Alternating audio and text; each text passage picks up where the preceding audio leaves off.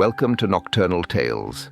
Tonight we travel to the Swiss Alps, where the Grand Hôtel Aurora stands white and expensive above Lake Geneva.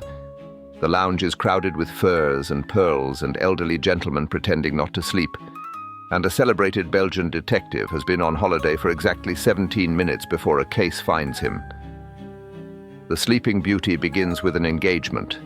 A rich English lord of nearly 70, besotted and beaming, and a Russian countess who has buried 2 husbands, survived a revolution, and who looks, according to Hastings, terribly alive, as if she has already survived 3 disasters and is faintly bored waiting for the 4th. As always, this tale is inspired by the spirit of the great Golden Age crime writers, but the plot, characters, and text you're about to hear are entirely our own creation. This episode is brought to you by the listeners who support Nocturnal Tales on Patreon, and by those who help with one-off tips on Buy Me a Coffee or PayPal. If you'd like to support our work, you'll find all the links in the description. And a quick note. Our ebook, Nocturnal Tales, The Collected Mysteries. Volume 2 is available now for $3.99. 8 earlier mysteries, rewritten and expanded for the page, with original Art Deco illustrations throughout. You can find it on Patreon, Gumroad, and Buy Me a Coffee. Links in the description. Now settle in as the champagne is poured on the terrace, the stepchildren sharpen their suspicion, and a woman in white lifts her glass towards the room. A toast, a challenge, or a joke at everyone's expense. Possibly all 3.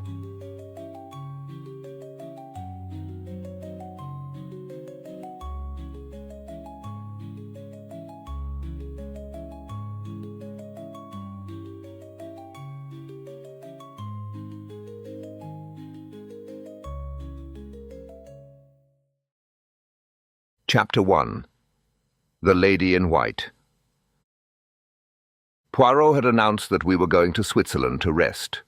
This worried me at once. When Poirot rests, he does it with such energy that ordinary men require a holiday afterwards.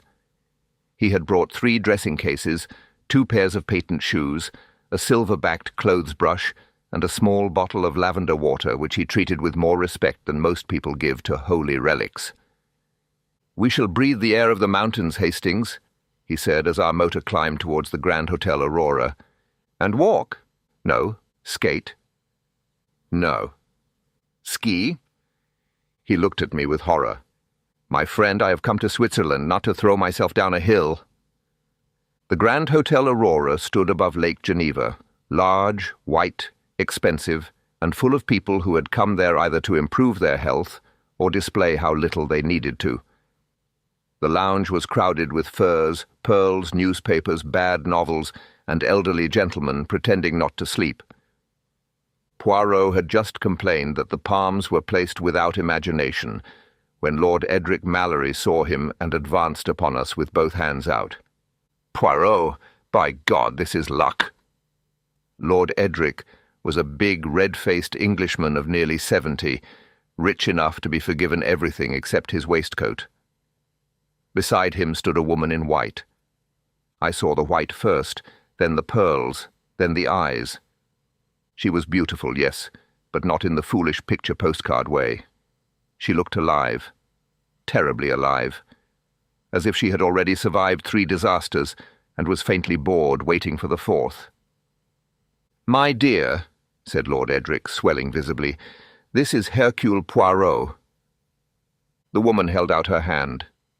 "So this is the little detective." Poirot bowed over her fingers. His moustaches trembled. "Madame la Comtesse." "Countess Natalia Voronova," said Lord Edric proudly, "soon to be Lady Mallory." "Perhaps," said the Countess. Lord Edric laughed. "She torments me, Poirot. Keeps me on my knees."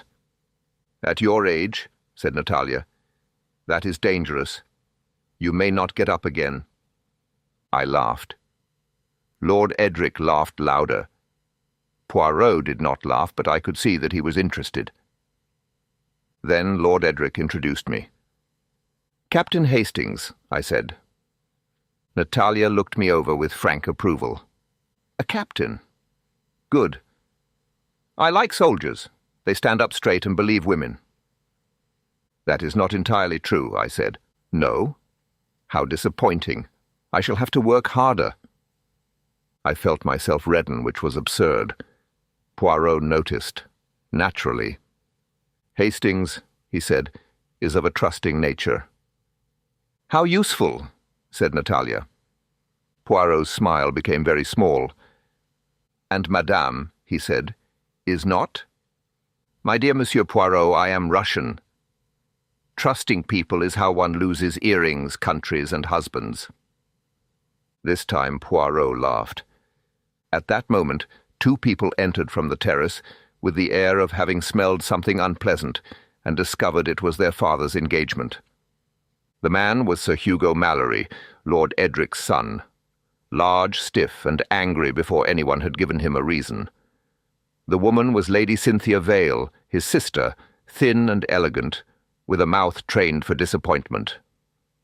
"Father," said Hugo, "Dr. Karen wants you." "Then he must bear the excitement," said Lord Edric. Cynthia looked at Natalia. "You look pale." Natalia glanced down at her white dress. "I dressed to match." "White is rather bridal, isn't it?" "For some women," said Natalia. "For others it is surrender." Cynthia's smile sharpened. "And which is it for you?" Natalia took Lord Edric's arm. "Camouflage." I heard Poirot make a tiny sound of approval. I pretended not to. Lord Edric, quite unaware that 2 women had just exchanged pistol shots at 6 paces, beamed at us all. "Tea. We'll have tea on the terrace." "I detest tea," said Natalia. "Champagne, then. That is why I am marrying you." Lord Edric roared again and led her away. Sir Hugo stayed behind. So did Cynthia. Both watched Natalia through the glass doors, as if hoping she might trip. Poirot adjusted his cuffs. "A charming lady." "She is a parasite," said Hugo. "Hugo," said Cynthia, "parasites are usually less well-dressed." "She has buried 2 husbands." "Many women have buried 2 husbands," I said. Cynthia looked at me, not usually with profit. That silenced me. Poirot said mildly, "You suspect the countess?" Sir Hugo snorted. "My dear sir, we don't suspect her. We are waiting for the 3rd act." "Your father is the 3rd act?" "Our father is an old fool," said Cynthia. "A rich old fool, which is the most endangered species in Europe." I disliked them both, but I could not deny they had a point. "She wants his money," said Hugo. "Possibly," said Poirot. "Possibly. She was married first to a Russian prince who vanished conveniently in the Revolution, then to a French manufacturer who died 6 months after changing his will. Now she attaches herself to my father." "Attach is unfair," said Cynthia. "One says that of leeches. Natalia floats." Hugo turned on Poirot. "You must stop this marriage." Poirot raised his eyebrows. "I am not as a rule employed to prevent romance." "It isn't romance." "No, it sounds more expensive." Cynthia almost smiled. Before Hugo could reply, I noticed a young man standing alone near the writing desk. He had dark hair, a lean face, and clothes too good for his circumstances. One could tell that at once. There are men whose poverty hangs badly on them. On him it hung like an old family portrait. He was watching Natalia, not greedily, not admiringly, miserably. Cynthia saw my glance. "Lord Adrian Blackmere," she said, "another of Natalia's victims." Hugo gave a contemptuous laugh. "Victim? He hasn't enough money to qualify." The young man heard. His face tightened, but he did not move. Poirot noticed everything. "He knows the countess?" Cynthia lowered her voice. "Oh, yes. Before father, before the pearls, before the sensible decision." "What decision?" I asked. "To marry money, instead of misery. On the terrace, Natalia turned suddenly and waved 2 fingers at Lord Adrian through the glass. He bowed, very slightly. Lord Edric did not see. Poirot did. "So," he murmured. Sir Hugo leaned closer. "Watch her, Monsieur Poirot. That woman is dangerous." Poirot looked out at Natalia. She was laughing now, her head tilted back, while Lord Edric fussed with a rug around her knees like a schoolboy permitted to hold a duchess's gloves. "Dangerous?" said Poirot. "She is a black widow." Poirot considered this. "No, Sir Hugo. A black widow is discreet. The countess is fireworks. One does not know who will be burned, but one is quite sure someone has purchased the gunpowder." Hugo frowned, not liking the answer. Cynthia looked amused in spite of herself. As for me, I was watching Natalia. She caught my eye through the glass and smiled. Not much, just enough. Poirot sighed. "Hastings." "Yes?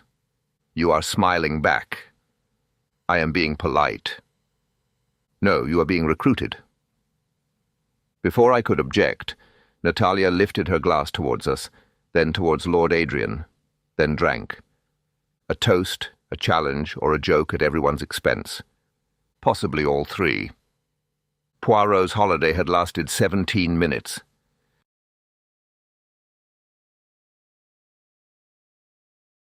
Chapter 2.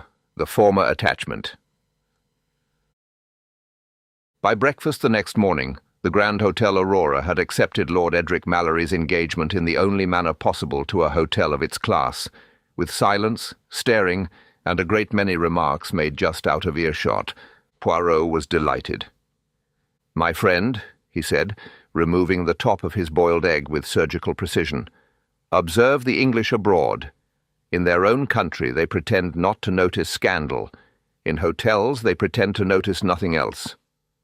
At the next table, an elderly lady in purple silk was explaining to her Pekingese that foreign countesses were never to be trusted. The dog, having the moral seriousness of a bishop and the face of a damp cushion, appeared to agree. "That," said Poirot, "is Mrs. Vanbrugh. She has been here 3 weeks and has diagnosed 7 unsuitable marriages." "With what result?" 3 broken engagements and 1 nervous collapse. The dog assists." Before I could reply, Countess Natalia entered with Lord Edric. She had abandoned the white of the previous day and wore dark blue, severe enough for church and expensive enough to excuse it. Lord Edric carried her gloves. This, I noticed, he did with touching pride, as though to carry a woman's gloves at nearly 70 was not servitude, but proof of conquest. Sir Hugo and Lady Cynthia were already seated. Their faces suggested that breakfast had committed an offence. "Good morning, my dears," said Lord Edric. Sir Hugo looked at Natalia's gloves. "Father, must you?" "Must I what?" "Carry things." Lord Edric glanced down, surprised to find himself in possession of evidence. Natalia took the gloves from him at once. "How kind of you, Edric. I should have lost them. I lose everything that is not pinned down or legally witnessed." Lord Edric laughed. Hugo did not. He had hoped to make his father look foolish. Natalia had made him look attentive. It was done so neatly that one almost missed the movement. Poirot did not miss it. "She is good," he murmured. "At what?" "At war, Hastings. Breakfast is merely the battlefield." Lady Cynthia stirred her coffee. "Did you sleep well, Natalia?" "No." "How unfortunate." "Not at all. I had time to think." Cynthia looked up. "That sounds worse." "It depends for whom." There was a pause. It was not a long one, but it had edges. Sir Hugo set down his cup. "Father, I should like to speak with you privately." "No," said Lord Edric. The answer was so cheerful that Hugo blinked. "No?" "No. You will speak publicly and politely, or privately and not at all." I had begun to like Lord Edric. He was vain, foolish, and possibly doomed, but he had spirit. "It concerns the settlements," said Hugo. "Then it concerns my solicitor. It concerns the family. Then God help it." Mrs. Vanbragh's dog sneezed. It was impossible not to feel that Marmaduke had expressed the general view. Natalia said nothing.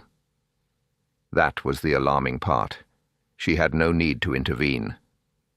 Lord Edric, being a man, was now defending not only her honour, but his own decision, and therefore would fight twice as hard. After breakfast, Lord Edric was captured by the hotel manager, who wished to discuss lanterns for the fairy tale ball. This left Natalia alone in the lounge. I say alone. In fact, she was watched by Hugo, Cynthia, Poirot, myself, Mrs. Vanbrugh, the Pekingese, 2 waiters, and a Swiss child with a wooden hoop.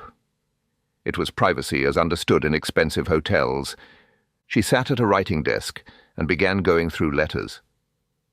She did not glance towards the door when Lord Adrian Blackmere entered, which was how I knew she had seen him. He was a handsome fellow, Blackmere, but not in the easy way. His face had been improved by disappointment, as some landscapes are improved by bad weather.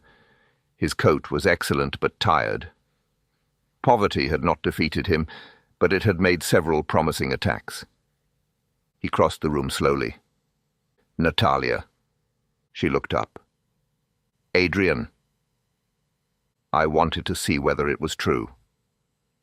"And now you have saved the postage of a letter." He smiled then, but unwillingly. "You have become very practical." "I was always practical. You merely mistook poverty for poetry." That was sharp. Too sharp, perhaps. She seemed to know it, for she lowered her eyes to the letter in her hand. Poirot, beside me, was very still. Lord Adrian said, "Are you happy?" It was an absurd question to ask in a hotel lounge with a Pekingese listening, and yet he asked it well. Natalia folded the letter. "I am well dressed. That is not the same thing." "No." "And Mallory?" "He is kind. He is rich. So are many boring men. Do not reduce me to bad taste."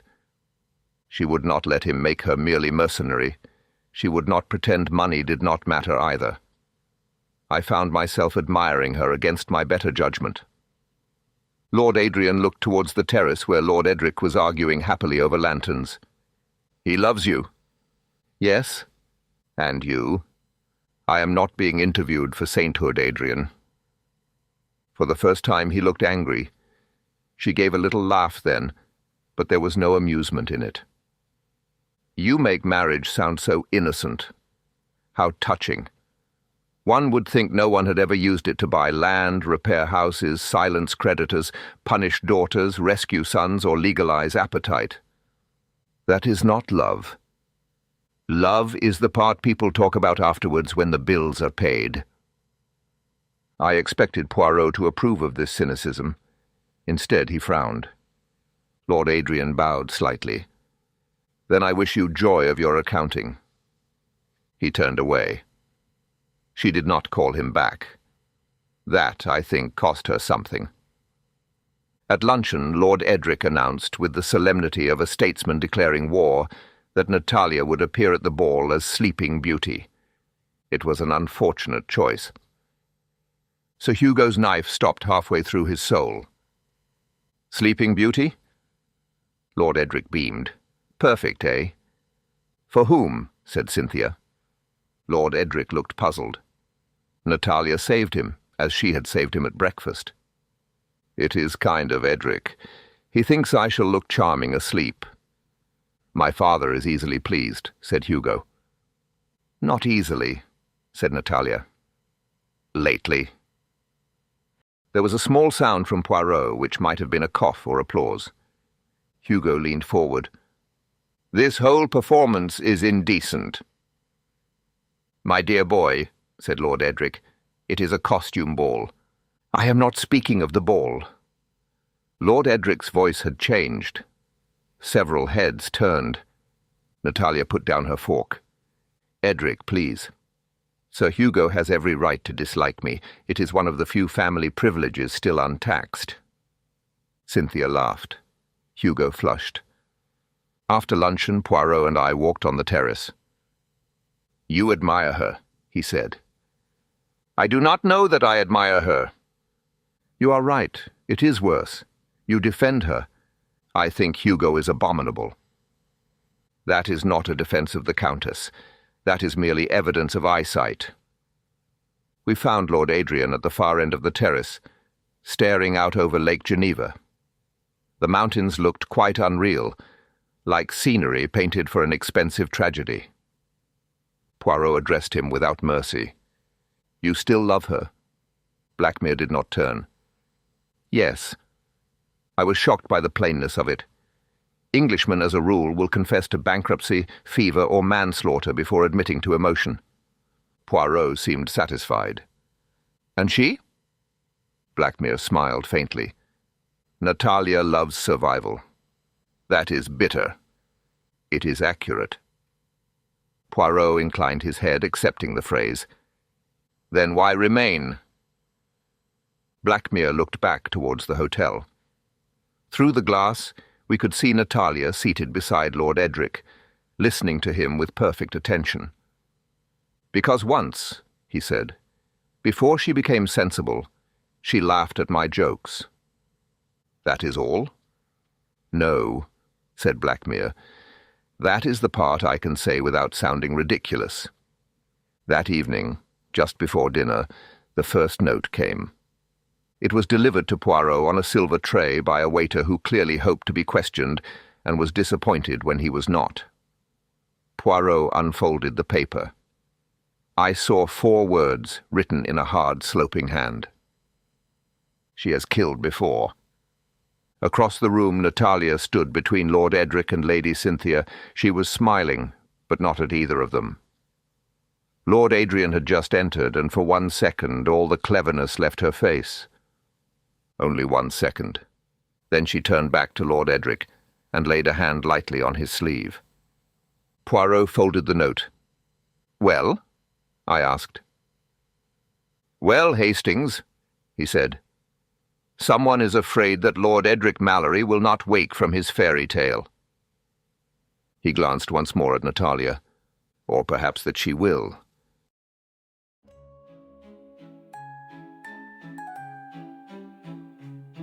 Before we continue, a quick note from Nocturnal Tales. A few listeners have asked where they can find more of our stories. On YouTube, we now release 1 episode per week, and we keep only the 10 most recent episodes available there. When a new story is uploaded, the oldest one quietly leaves the YouTube shelf. But if you would like to hear more, you can listen on Spotify and Apple Podcasts completely free. We release 3 brand new episodes every week there, and you can also find the full Nocturnal Tales back catalogue. To be clear, listening on Spotify and Apple Podcasts is 100% free. The links are always in the description. And for those who wish to support us more directly and have the means to do so, you can join us on Patreon from $2.99 a month. Patreon members receive early access, ad-free listening, and help us keep making these stories, one mystery at a time. Thank you for listening, and now, let us return to the tale.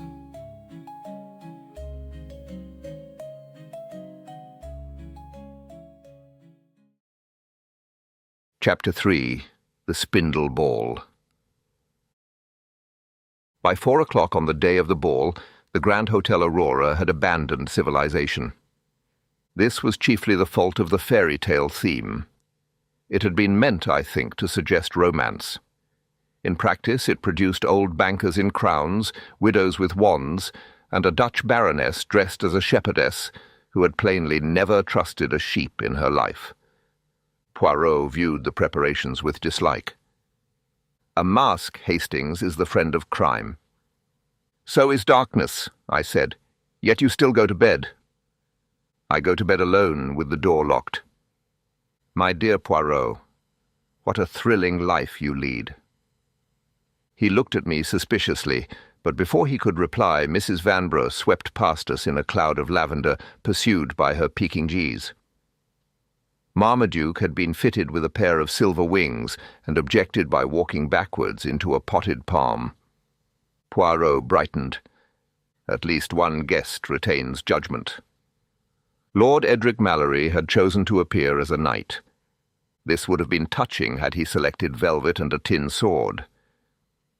Unfortunately, he had borrowed real armour from a Swiss collector, and was discovered at 5:30 sitting in the lounge, trapped at the left knee and refusing to admit defeat. "I am perfectly well," he said. "You cannot stand," said Sir Hugo. "A temporary inconvenience. You are wedged in a chair of poor design." Natalia sat nearby, dressed still in afternoon clothes, reading a telegram. She had not laughed. The entire lounge had laughed, but Natalia had merely told Lord Edric that medieval heroes were rarely expected to manage modern furniture. He had accepted this as praise. Sir Hugo had not. "This is what comes of encouraging foolishness," he said. Lord Edric looked up sharply. "My boy, foolishness is one of the few recreations left to old men. Do not make me defend it before dinner." Cynthia, seated near the fire, observed, "If father wears that to the ball, the wedding may have to be conducted by pulley." Natalia folded her telegram. "No, Lord Edric will not wear it." Everyone looked at her. Lord Edric began, "My dear—" "No," she said, and this time there was no softness in it. "I like you better alive than historical." It was the simplest thing in the world. Lord Edric turned pink with pleasure. Sir Hugo looked furious, as though she had stolen the right to be concerned for his father. Poirot said under his breath, "Very neat."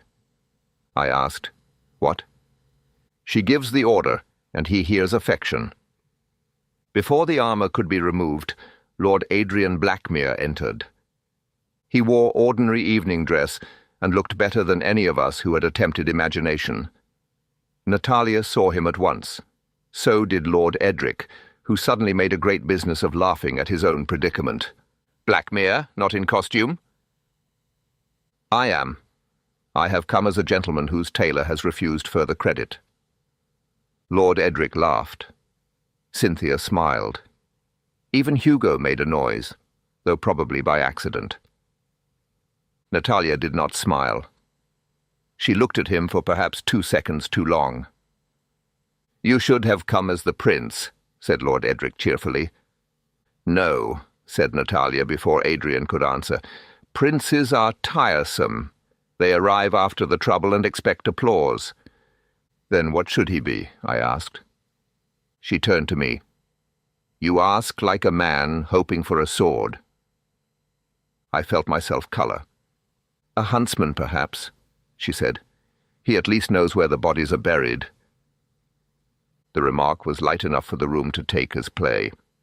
Adrian did not take it so. Neither did Poirot. The removal of Lord Edric from the armour required 2 footmen, a valet, a quantity of oil, and a degree of public attention which would have killed a more sensitive man. Natalia stood beside him throughout, speaking quietly.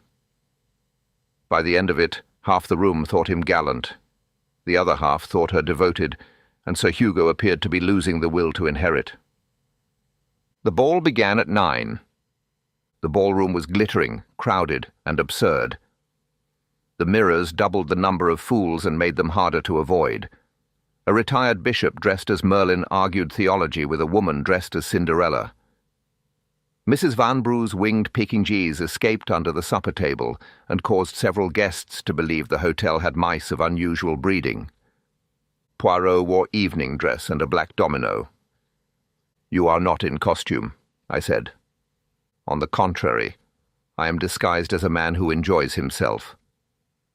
It was not a convincing disguise. Natalia arrived late. She wore white, cut plainly, almost severely, with a silver girdle and a small jewelled spindle in her hair. There was nothing girlish in it. If she was Sleeping Beauty, she was one who had read the contract before accepting the curse. Every man in the room looked at her. Some did so openly. Some looked away first, which was worse. Lord Edric rose to meet her. Lord Adrian stood where he was. Poirot adjusted his cuffs. Dr. Caron, the hotel physician, watched her over the rim of his glass with an expression I did not like. Sir Hugo muttered, "Theatre." Cynthia replied, "Naturally, you are in the front row." Natalia went first to Lord Edric. Whatever she said to him was too low to hear, but he laughed and straightened his shoulders. Then she passed Adrian without pausing, though her hand brushed the back of a chair as she did so. His eyes followed the movement. She danced first with Lord Edric. He managed creditably for a minute and nobly for another 30 seconds. Natalia then returned him to his chair with such care that no one could pity him without seeming ill-bred. Then she danced with me. I will only say that I did not disgrace myself. Poirot later disputed this on technical grounds, but Poirot has never understood the moral difference between stepping on a lady's dress and nearly stepping on it. "You are very serious, Captain," Natalia said. "I am concentrating." "How English? You make pleasure look like military service." "I hope not." "No, do. It is reassuring. Half the men here enjoy themselves as if they are stealing." I laughed. That pleased me more than it should have. When the dance ended, I found Poirot watching us. "My friend," he said, "you have the expression of a man who has been decorated." "I merely danced." "Yes, that is what makes it grave." Natalia's next partner was Poirot. He became instantly formal, which is his version of vanity. She did not tease him. This was more dangerous. She listened to him. I saw him explain something with one finger lifted, saw her answer softly, saw his moustaches assume the angle of satisfaction. When they returned, Poirot looked insufferably composed. "She dances well," he said. "So I had noticed." "Ah, you noticed the dancing?" I did not answer. Lord Adrian waited until almost midnight before approaching her. By then the room had grown warm and loud. Sir Hugo had been drinking. Cynthia had been watching. Lord Edric had been pretending not to watch. Adrian bowed. Natalia hesitated, then gave him her hand. They danced without flourish.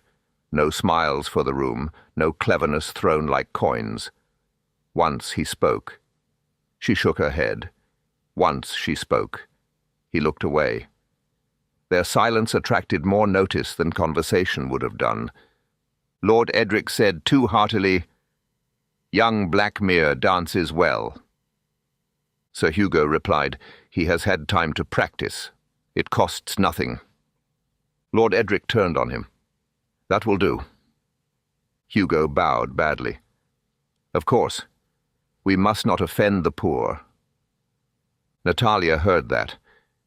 She was returning on Adrian's arm. For once, she did not answer at once. She looked at Hugo as if deciding whether he was worth the ammunition. Then she said to Lord Edric, "Your son has had champagne. One must be patient with illness." Cynthia gave a small laugh. Hugo went scarlet. Lord Edric, instead of being angry, looked grateful. Adrian released Natalia's hand a fraction too soon. At midnight the manager announced the tableau. It was to be the climax of the evening, Sleeping Beauty reclining beneath a canopy while the guests processed past with candles. Poirot muttered that if murder were not committed during such an arrangement, it would be from lack of enterprise. Natalia accepted the absurdity with grace. Dr. Caron approached her before she mounted the little dais. "You are tired, Countess." "I am bored, Doctor. It is not usually fatal." "You were pale after the last dance." "A dangerous thing, dancing with old memories." He gave her a glass of water. She took a sip and handed it back. Madame Zinaida appeared then at her side, black-clad and urgent. She spoke rapidly in Russian. Natalia's face altered. "Not now," she said in French. The old woman caught her wrist. Natalia freed herself, not violently, but finally. Poirot had seen it.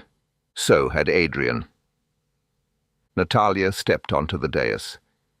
She sat beneath the canopy, arranged her white skirt, and gave the room the smile it had paid to see. Then the smile vanished. Her hand went up to the spindle in her hair. For a second she looked not frightened but surprised, and that was worse. She searched the room. "Adrian," she said. He moved first. Poirot was already moving too. Natalia swayed, tried to rise, and fell sideways onto the couch. At first someone laughed, thinking it part of the entertainment. Then Dr. Karen pushed through the guests, and the laughter died in patches, like candles being snuffed one by one. Lord Edric stood motionless. Sir Hugo had gone white. Lady Cynthia's hand was at her throat. Madame Zinaida crossed herself. Poirot bent over Natalia and lifted her hand.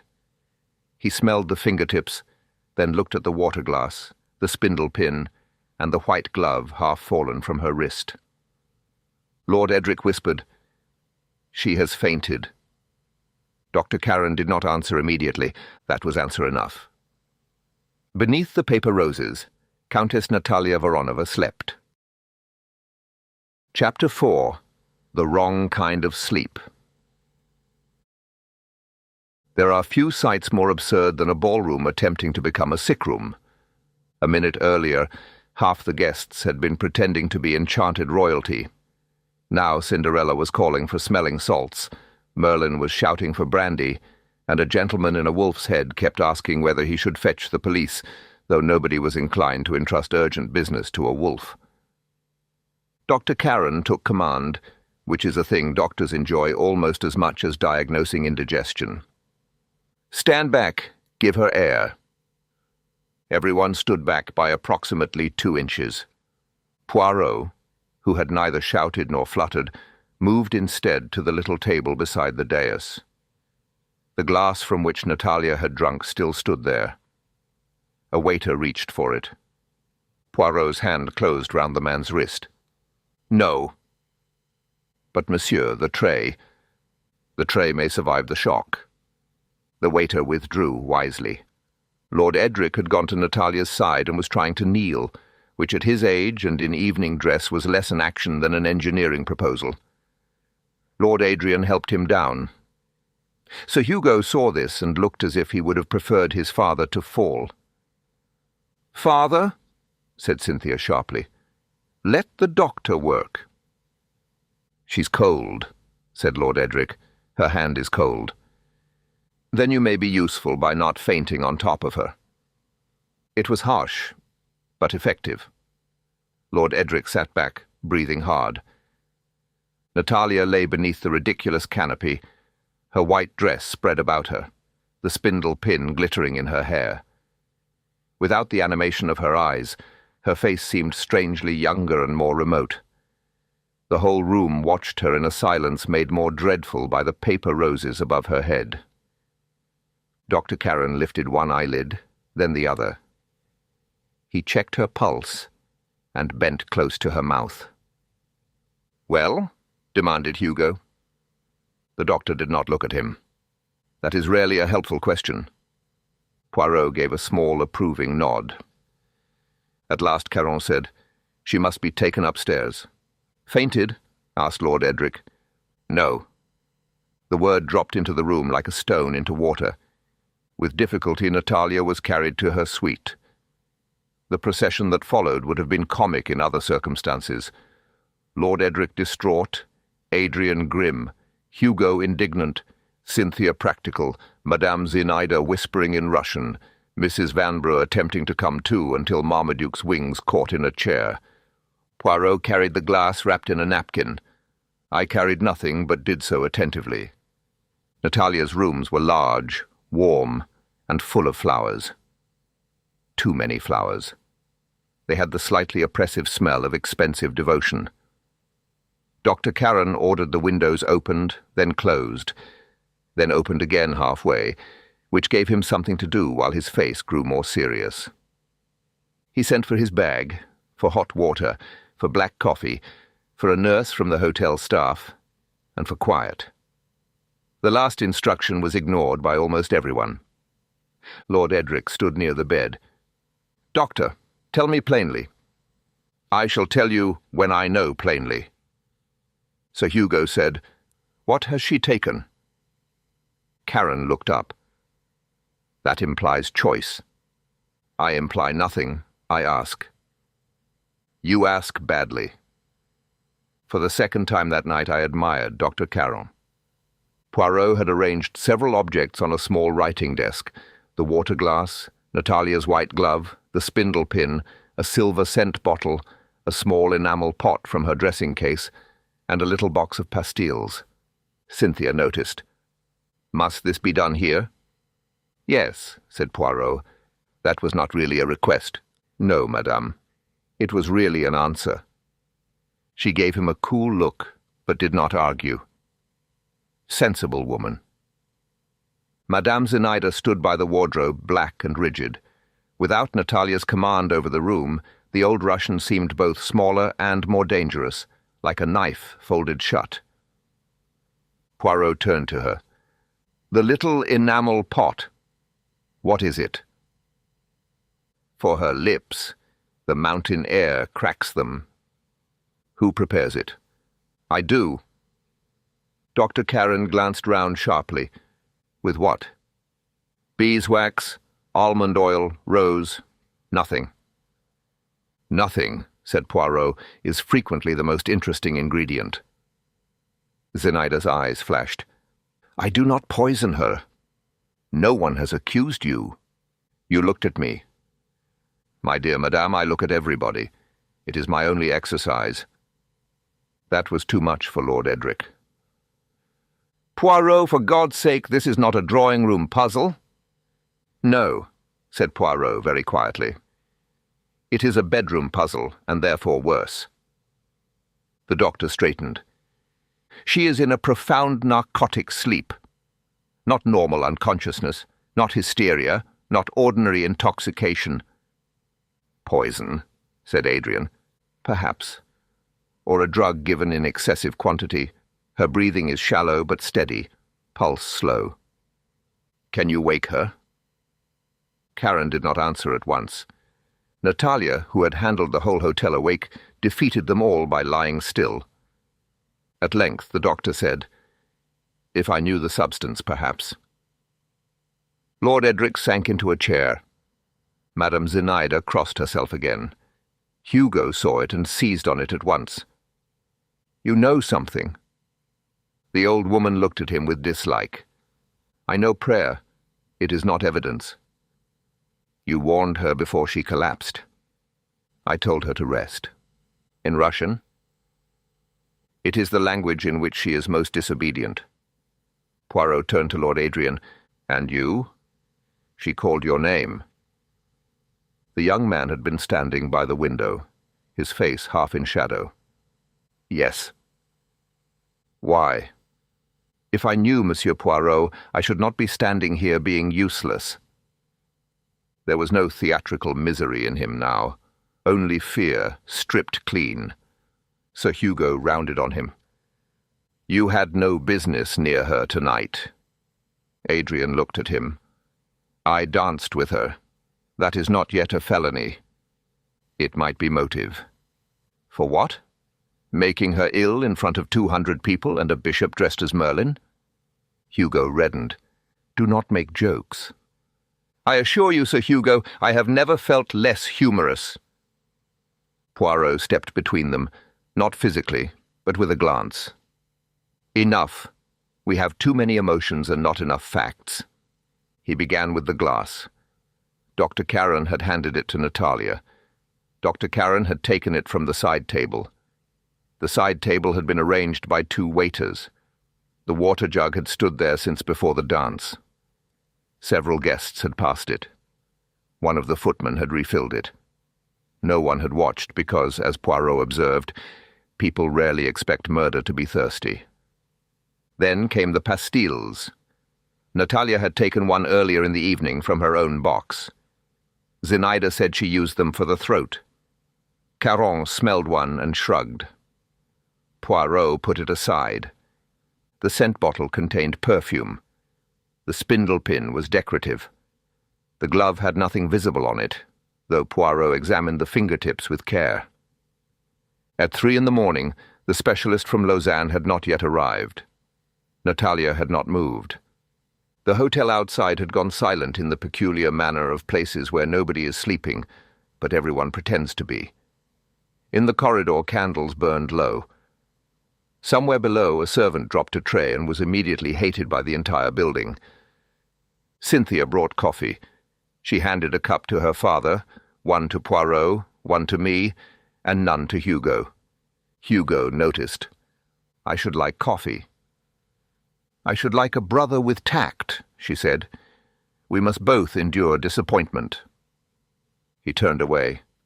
I liked Cynthia more in emergencies. Lord Edric looked 10 years older. "She cannot die like this." "No," said Poirot. We all looked at him. "I beg your pardon," said Caron. Poirot stood at the writing desk, holding the enamel pot. "I say she cannot die like this. It is too theatrical." Hugo stared. "Have you lost your senses?" "No, I have retained them. That is why I object. To make a woman dressed as Sleeping Beauty fall into an enchanted sleep before an entire hotel is not subtle. It is advertisement." "Then you think she arranged it herself?" said Cynthia. "I think someone arranged that we should think many things at once. That is often more useful than making us think one thing clearly." Adrian came forward. "But can she be saved?" Poirot looked at Dr. Caron. The doctor rubbed his eyes. "If her breathing remains steady until morning, if the specialist recognizes the symptoms, if the dose was not too great. There are too many ifs." Madame Zinaida muttered something in Russian. Poirot heard his name in it. "What did she say?" I asked. "She said," Poirot replied, "that clever men are useless beside a sleeping woman." "Is she wrong?" Poirot did not smile. "Not yet." Dawn came grey over the lake. At 6:15, Natalia's breathing changed. It was slight, a pause where there should have been none. Dr. Caron moved quickly to the bed. Lord Edric rose, knocking over his coffee. Adrian gripped the back of a chair. Hugo, for all his hatred, went pale. Caron listened, counted, and looked up. "We cannot wait much longer." Poirot took the white glove from the desk and held it near the window. Then he did the same with the lip salve. Then the scent bottle. His face altered, not triumph, not yet. "Attention." "Hastings," he said. "Yes." "The Countess told you yesterday that soldiers stand straight and believe women." "Yes. Tonight, perhaps, we shall do better. We shall believe the objects." "What objects?" "All the wrong ones," said Poirot. From the bed came another faint break in Natalia's breathing. For the first time I saw real fear in his eyes, not for himself, not even for failure, for time.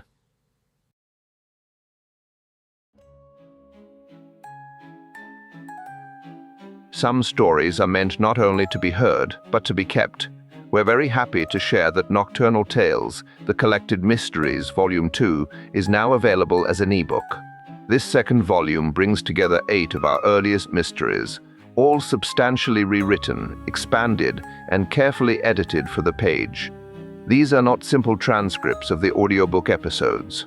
We've gone back through every story, reworked the structure, tightened the prose, improved the clues, and brought them closer to the standard of our more recent work. The result is a proper collected edition, 906 pages, 8 complete mysteries, and an original Art Deco illustration for every story. With every purchase, you receive both EPUB and PDF formats, so you can read on Kindle, Kobo, Apple Books, tablets, or desktop. Volume 2 is available now for $3.99 through Patreon, Gumroad, and Buy Me a Coffee. And this is only the beginning. We have more than 150 stories in the Nocturnal Tales catalog, and our plan is to keep preserving them in collected ebook editions. So, if you'd like to support our work and build your own Nocturnal Tales library, Volume 2 is ready now. Thank you, as always, for listening, reading, and supporting the stories.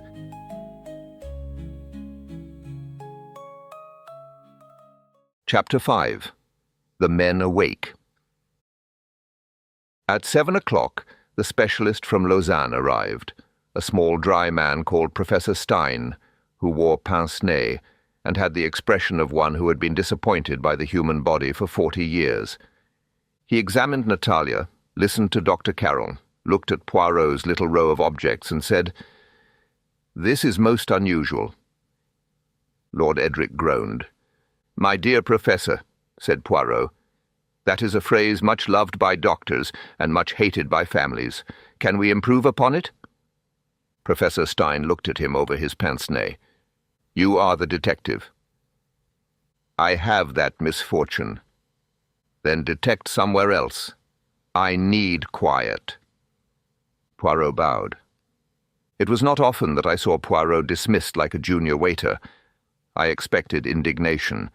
Instead, he looked almost pleased. "A man of decision," he murmured. "Good. We have many men of emotion. They are less useful." Professor Stein and Dr. Karen worked together for nearly half an hour. They tried injections, heat, stimulants, cold compresses, and several things I did not understand and preferred not to. Natalia remained in that dreadful sleep. Not peaceful, not dead.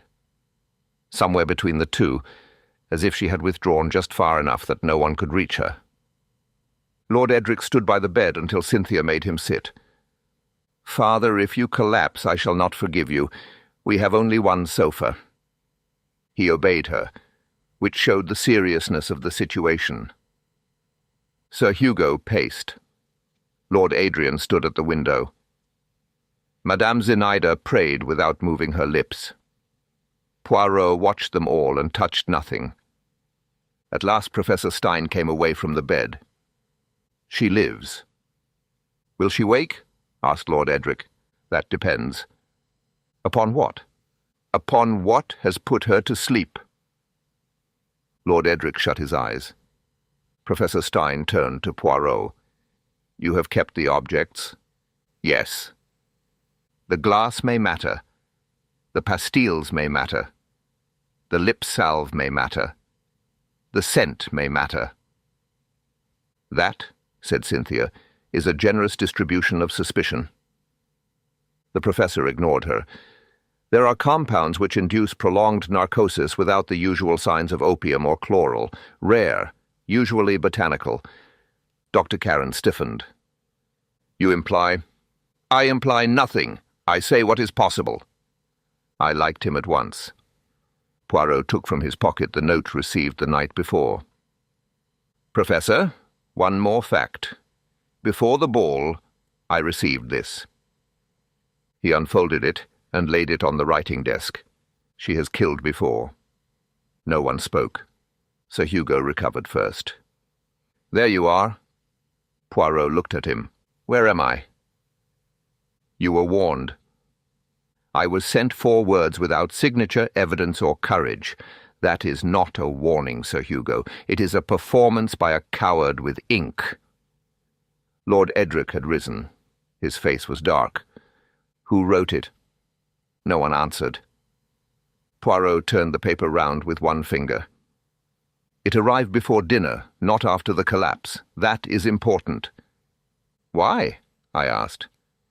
"Because before the collapse, Madame la Comtesse was expected to be the danger. After the collapse, she became the victim. The note belongs to the first story, not the second." Cynthia said, "Unless the first story caused the second." Poirot gave her a small, approving glance. "Precisely." Hugo pointed to the note. "Ask Blackmere." Lord Adrian turned slowly from the window. "Why?" "You were in love with her. You had been discarded. Men have done worse for less. I have also paid hotel bills late, but I did not write that either. Hugo stepped towards him. You expect us to believe you came here by chance? No. I came because I am a fool. I had thought that was already established. There was something almost admirable in his lack of defence. Poirot folded the note again. Lord Adrian did not write this. Hugo snapped, How can you know? Because he would not write, She has killed before. He would write her name. Adrian looked at Poirot sharply. Would I? Yes. You are still intimate in your bitterness. The writer is not. That silenced him. Madame Zinaida made a small sound, half contempt, half grief. Poirot turned to her. You disagree? The old woman drew herself up. I know her childhood. I know her first husband.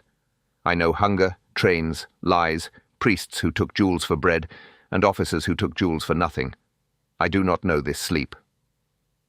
Her voice had risen. On the last word it broke.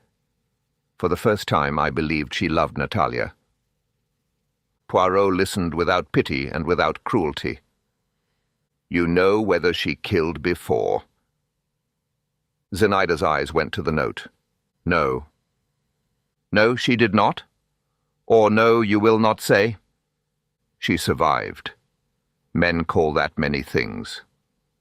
Lord Edric said hoarsely, Did she kill her husbands? Zinaida looked at him then, and I saw in her face the whole opinion of old Russia upon rich Englishmen. If Natalia had killed every foolish man who wished to possess her, Europe would be underpopulated. Cynthia gave a short laugh, then stopped at once, as if ashamed of it. Poirot put the note away. Good, we proceed. It seemed an odd conclusion to draw from chaos, but Poirot was like that. He divided the morning into interviews.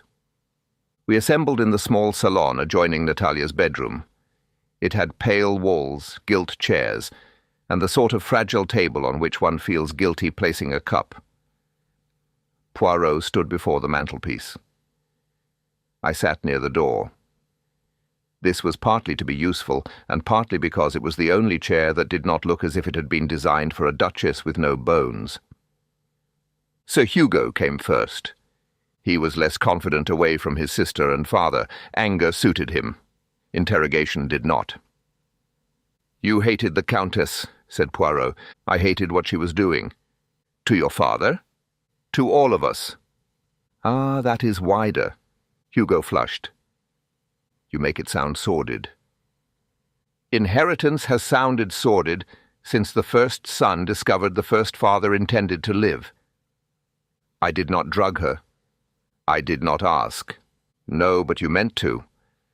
I mean many things. It is a privilege of silence. Hugo sat heavily. I wrote no note. Yet the note says what you think. That does not make it mine. Half the hotel thinks it. Half the hotel has better handwriting. For once, Hugo looked genuinely startled. You know the hand? I know it is not yours. He should have been relieved. Instead, he looked offended. There are men who resent even acquittal if it deprives them of importance. Lady Cynthia followed. She was calm, composed, and had changed from her costume into a black morning dress. I wondered whether she had slept. I doubted it. Cynthia struck me as a woman who considered sleep a concession to weakness. You are going to ask whether I wrote the note, she said. I am. I did not. Would you have wished to? She considered. No. Anonymous notes are generally the refuge of servants and women with bad stationery. An interesting classification. I am not denying I thought it. I am denying I wrote it. You believed Natalia dangerous. I still do. She lies unconscious in the next room. Dangerous people do not become harmless merely because they are horizontal.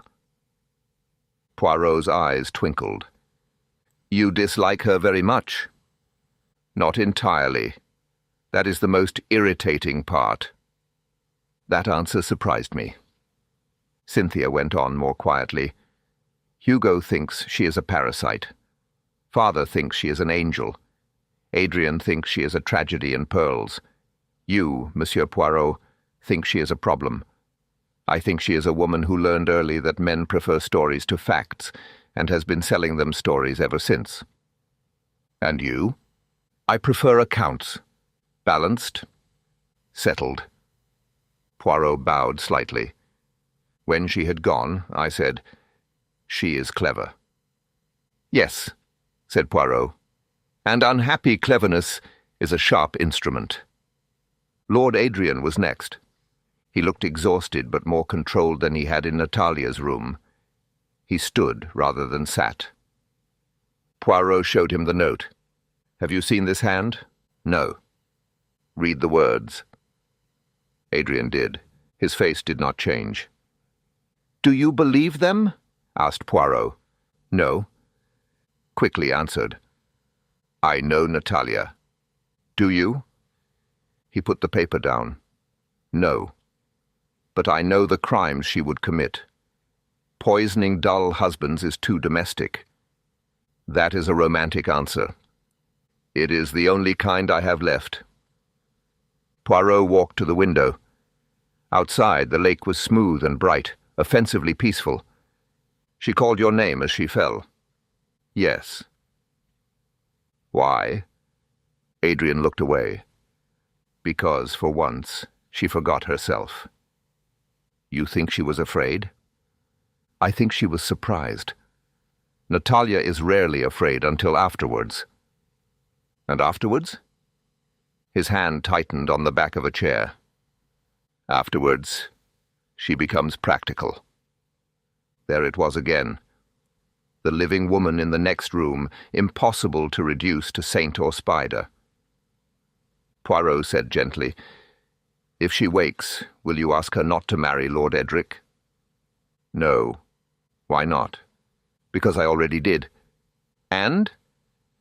"She told me not to be vulgar." I confess I smiled. Adrian saw it and smiled also, faintly. "She was right," he said. "It was vulgar. Poverty often mistakes itself for sincerity."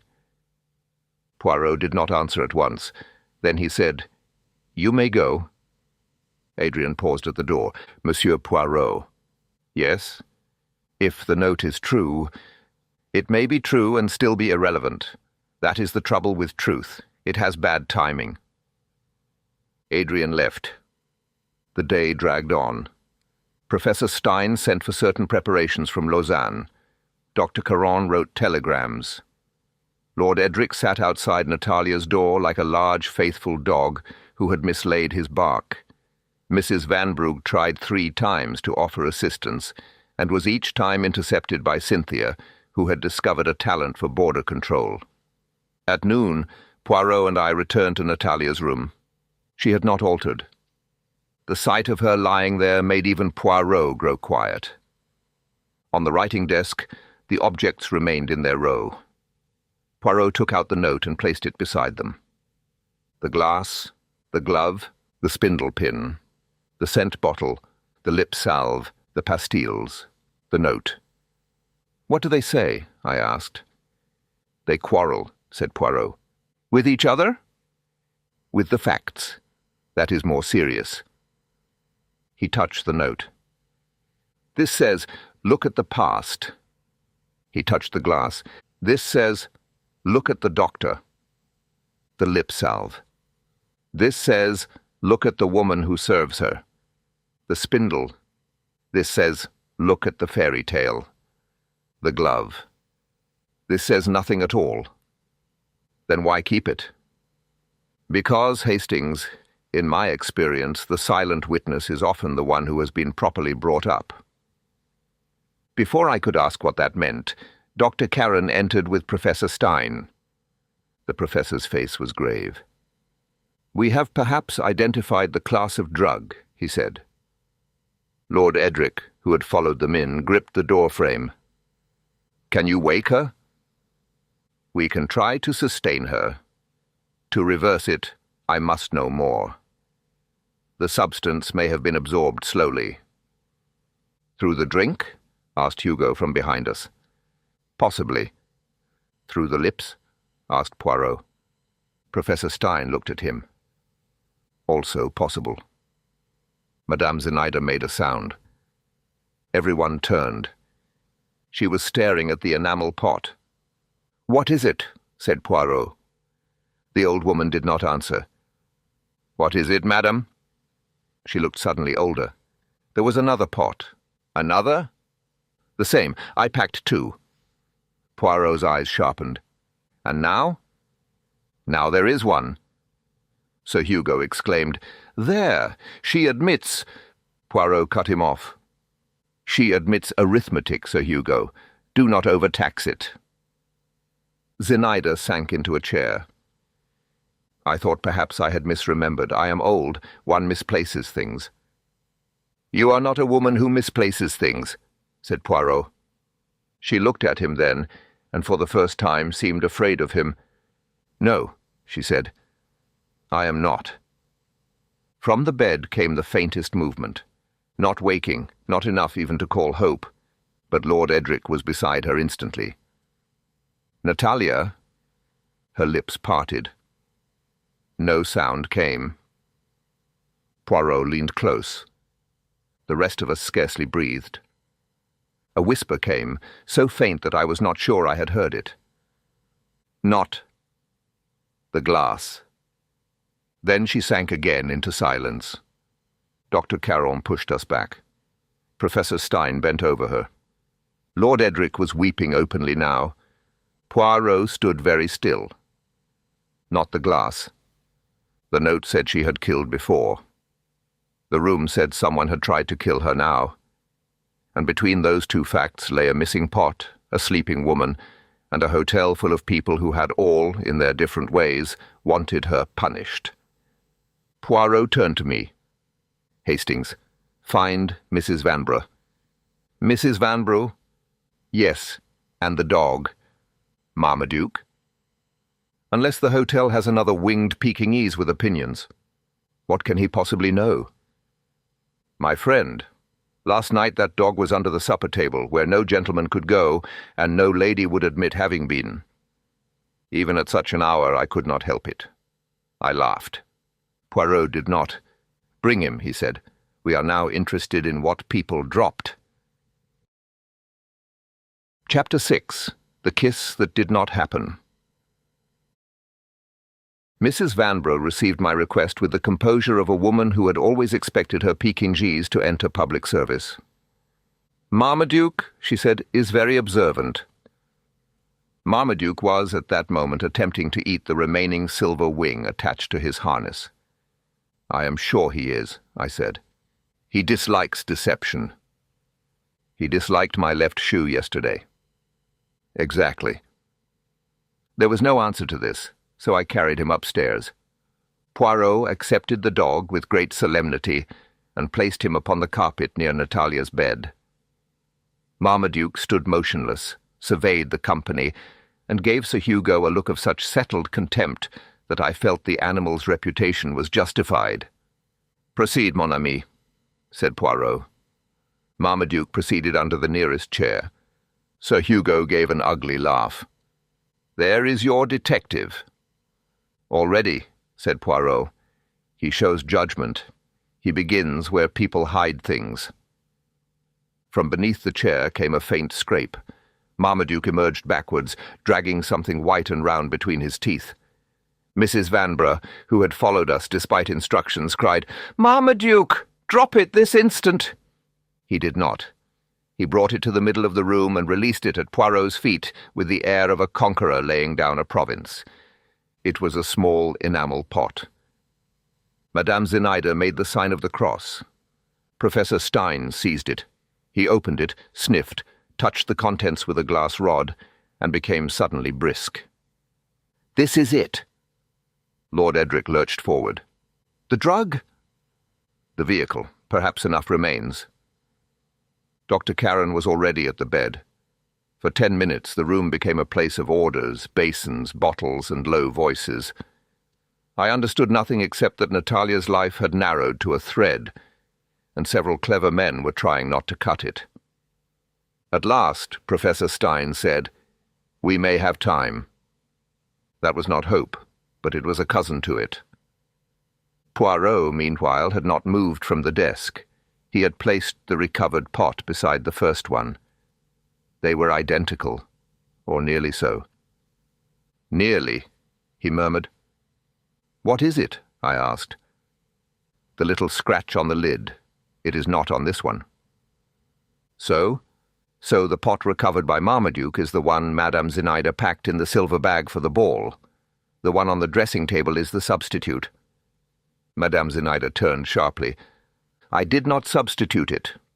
"No," said Poirot, "you did not."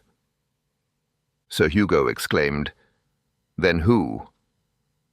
Poirot picked up the anonymous note. "She has killed before." He turned it over. 4 words, no signature. Block capitals. It was meant to be crude, but the paper is not crude. It comes from the hotel physician's pad. Dr. Karen looked up. "That is absurd. My writing paper is used by half the staff." "Possibly, but not half the staff corrected the letter K." Poirot laid the note on the desk and pointed. The word "killed" had been written once, then thickened at the beginning, as though the writer had started to make the K in another form and changed his mind. "The French K is not often needed," said Poirot. "A small thing, but small things have sharp teeth." Dr. Karen's face had become still. "You accuse me?" "I accuse you of arranging a very pretty confusion. You gave the glass yourself, so that everyone should see it. Madame, waking for 1 second, told us the truth, not the glass. You knew she might speak, perhaps. So the glass was too obvious. The note sent us into the past. The spindle sent us into the fairy tale. The missing pot sent us to Madame Zinaida. All excellent signposts, pointing in different directions." Cynthia said, "Why would Dr. Karen attack Natalia?" Poirot looked at the doctor. "Because she recognized him." For the first time, Natalia moved. Her eyelids trembled. Professor Stein snapped, "Quiet!" But the room was past quiet now. It had entered that other state, where even breathing seems impertinent. Poirot continued more softly. "Countess Voronova's second husband, Monsieur Delaroche, died in France. There was gossip, a new will, a young wife, a discreet doctor, not named Caron then, named Caron with 2 R's, practicing at Nice. After the scandal, the doctor disappeared. Later, he reappeared here in Switzerland with 1 R, a beard, and a reputation for nerves." Dr. Karen gave a short laugh. "You have invented this from a letter K?" "No, from your dislike of her. A doctor may distrust a patient. He does not look at her as though she has already ruined him." Natalia's lips parted. This time the whisper was clearer. "Emile." The doctor flinched. Lord Edric stared at him. "You knew her?" Dr. Karen's composure cracked. Not loudly, not theatrically, but like ice under a careful foot. "She destroyed me." Natalia's eyes were open now, though heavy, unfocused. Professor Stein bent over her, but she moved her head away with the impatience of a woman who had returned from death and found doctors still present. "I," she whispered. "You took Delaroche's money." Dr. Caron said nothing. Poirot said, "Ah, there is the first story." Natalia's gaze found him. "Little detective," she murmured. "You are early." "My watch is Belgian, madame. It has standards." A faint sound, almost a laugh, escaped her. Dr. Karen spoke then, his voice low and ugly. "Delaroche was dying. She knew it. I arranged the certificates. I arranged the treatment. She arranged the will." "And afterwards?" said Poirot. "She let me be ruined." Natalia's eyes sharpened with astonishing effort. You tried to blackmail me. Because you owed me. No, she said. I paid you. You wanted to be paid forever. Lord Edric looked as if he had been struck. Were you married to a dying man? Natalia turned her head towards him. Yes. And you knew? Yes. Did you kill him? No. She closed her eyes briefly. I did not hurry him. I did not delay him either. It was not a noble answer. It was, I thought, the only honest one she had strength to give. Sir Hugo made a sound of savage satisfaction. There, you hear her? Cynthia said coldly, Do be quiet, Hugo. We are finally hearing something interesting. Poirot turned again to Caron. You feared she would expose you. She would have. Natalia opened her eyes. No, I had forgotten you. That did more damage than accusation. Karen whitened. You had not. Doctor, she said faintly, and for a moment there was something of the woman from the terrace again. I did not remember you. That is what wounds you, isn't it? Not that I betrayed you, that I went on living and forgot to be grateful. It was cruel, and perhaps it saved her. For in that instant Karen moved. He had been standing near the medical case. His hand went inside it. Lord Adrian was closest and caught his wrist. A small vial fell to the carpet and broke. A bitter almond smell rose into the room. Professor Stein shouted for the window. Cynthia opened it. Hugo, to do him justice, helped restrain the doctor. Lord Edric stood motionless, looking not at Karen, but at Natalia. The police were sent for. Dr. Karen said nothing more. When he was taken away, Natalia had sunk back against the pillows, exhausted but awake. The room had changed utterly. She was no longer Sleeping Beauty. She was a woman who had come back and found all her accounts open. Lord Edric sat beside her. My dear, he said, and stopped. Natalia looked at him without adornment. You must not marry me quickly now. Quickly? You must first be angry, then forgiving, then proud of being forgiving. It will take at least a fortnight. Lord Edric stared at her. Then, unexpectedly, he laughed. It was not his booming laugh from the terrace. It was smaller and older and rather better.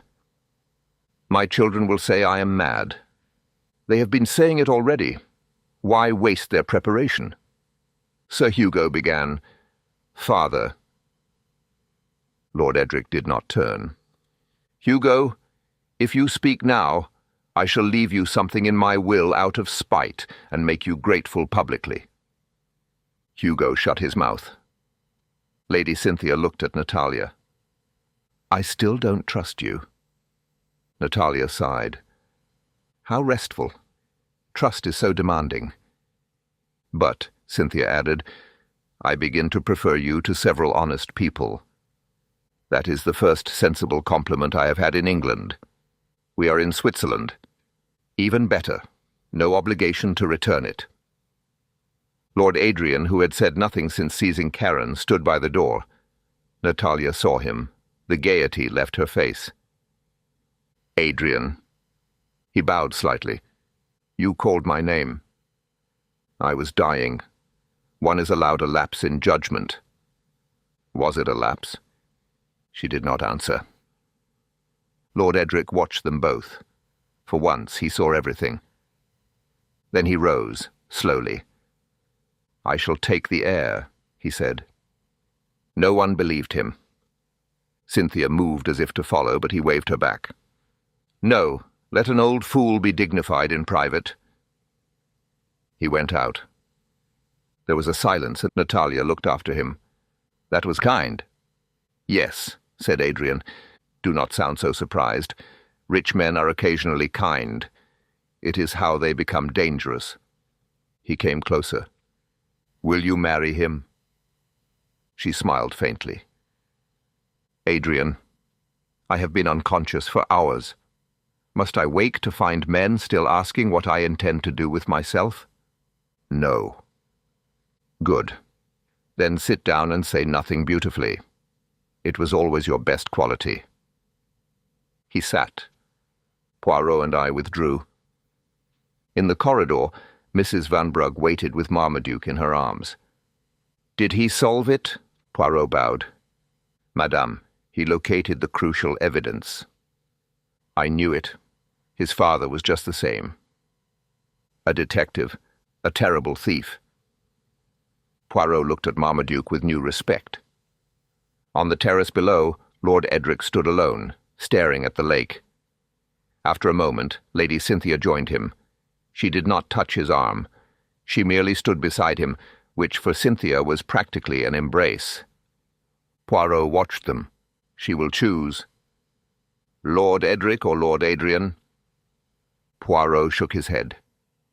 No, Hastings. That is the mistake men make. They think the choice is between them. And what is it? Whether she wishes to be safe or alive. That sounds rather the same. Not to Madame Voronova. From upstairs came Natalia's laugh, faint, tired, but unmistakably her own. Poirot adjusted his cuffs. Still, he said, I regret the ending. Why? In the fairy tale, the prince wakes the lady with a kiss. Here she was woken by a Pekingese, a Belgian, and a Swiss professor with bad manners. More modern, I said. More accurate, said Poirot, but less romantic.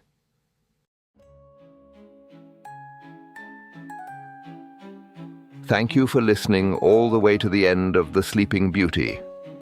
This was a case in which everyone suspected the woman, and no one suspected the doctor, which is, as our detective might observe, how most fairy tales protect their villains. Dr. Karen had hidden behind a changed name, a beard, and a reputation for nerves, waiting not for justice, but for the moment the one person who could expose him walked back into his hotel. The poison was elegant. The misdirection, the glass, the anonymous note, the fairy tale spindle, the missing pot, was brilliant. What undid him was smaller than all of it. A letter K corrected on a physician's notepad, and a woman who, even half-conscious, whispered the one name that mattered.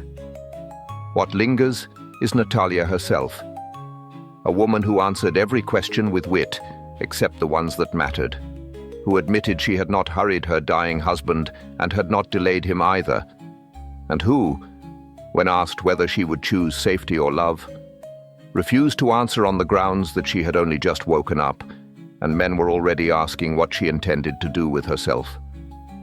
The case asks uncomfortable questions about who deserves sympathy and who deserves suspicion. And the answer is messier than fairy tales allow. The countess was not innocent, the lord was not a fool, and the young man who loved her was not wrong, only early. If this kind of mystery stayed with you, the ones set in grand hotels where the champagne is cold, the manners are lethal, and the most dangerous person in the room is the one everyone trusts with the medicine. Tell us in the comments when you stopped trusting the doctor and whether you think Natalia chose correctly. Tell us, too, what other corners of this world you'd like us to explore. More alpine intrigue, more Russian countesses, more fairy tales with sharper teeth. And if you'd like to support Nocturnal Tales and help keep these full-length mysteries coming, you'll find links in the description for Patreon and for one-off tips via Buy Me a Coffee or PayPal.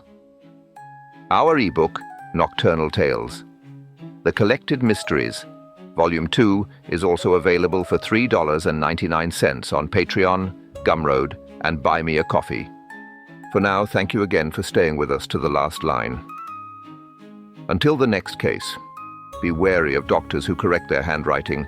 Never trust a fairy tale that explains too neatly. And remember, the most dangerous question is not who poisoned the lady, but who needed her to stay asleep.